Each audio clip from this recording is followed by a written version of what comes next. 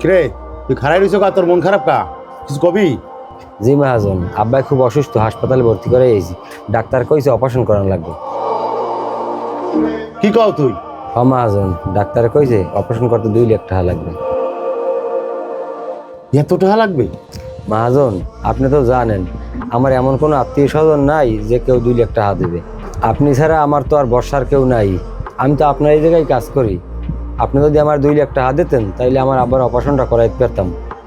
চিন্তা করবেন না মহাজন, আমার প্রতি মাসের বেতন দেয়া আপনি টাকাটা কাইটে কাইটে রাখিয়ে দেবেন। আচ্ছা তুই যা, আমি ব্যবস্থা করতে আসি।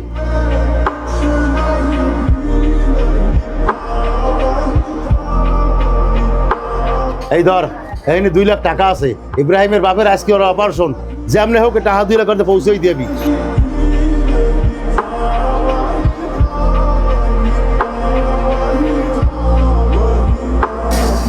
ইব্রাহিমের মহাজন 2 লাখ টাকা দিয়েছে। এই 1 লাখ টাকা মারিয়ে দিম, মহাজন বলতে পারবে না। কিরে তুই দাঁড়াই দাঁড়াই কান্দাস কা? কি হয়েছে তোর? মহাজন, আমার বাবার দুনিয়াতে বাইছে নাই। আপনার টাকা আমার কোনো কাজে লাগে না, আপনার টাকা আপনি নেন। টাকা? তোর টাকা দিলাম আমি 2 লাখ, এ জায়গায় 1 লাখ কা? কি করেন মহাজন, আমি তো 1 লাখ টাকাই পাইছি। আপনার কাছ থেকে আমি 2 লাখ টাকা চাইছিলাম। আপনি যদি আমার 2 লাখ টাকা দিতেন তাহলে আজকে আমার বাবা বেঁচে থাকতো।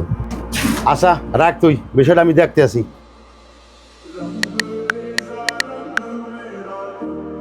হ্যালো, হ্যাঁ রেজাউল, ওই তুই দোকানে আয়, কিছু কাস্টমার আইছে, মাল জিনিস দেওয়া লাগবে, হিসাব করা লাগবে।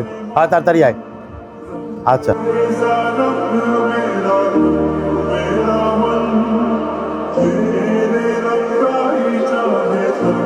কি হয়েছে মহাজন?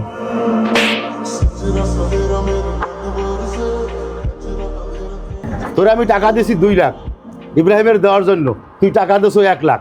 তোর এই সামান্য কয়টা টাকা লোভের জন্য আজকে ওর বাবাটা মারা গেল। তোর টাকা লাগতো তুই আমারে বলতি, আমি তোর টাকা দিতাম।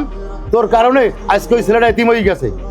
মহাজন, আমি এই টাকার লোভে আজ মানুষ থেকে অমানুষ হয়ে গেছি। আপনারা আমার মাফ করে দেন। তুই যে অপরাধ করছো, তোর এই অপরাধের কোনো ক্ষমা নাই। তুই কি পারবি ওর বাপের জীবন ফিরে যেতে? তোর মতো জানোয়ার আমার এই দোকানে লাগবে না, বাইরে আমার দোকান যা।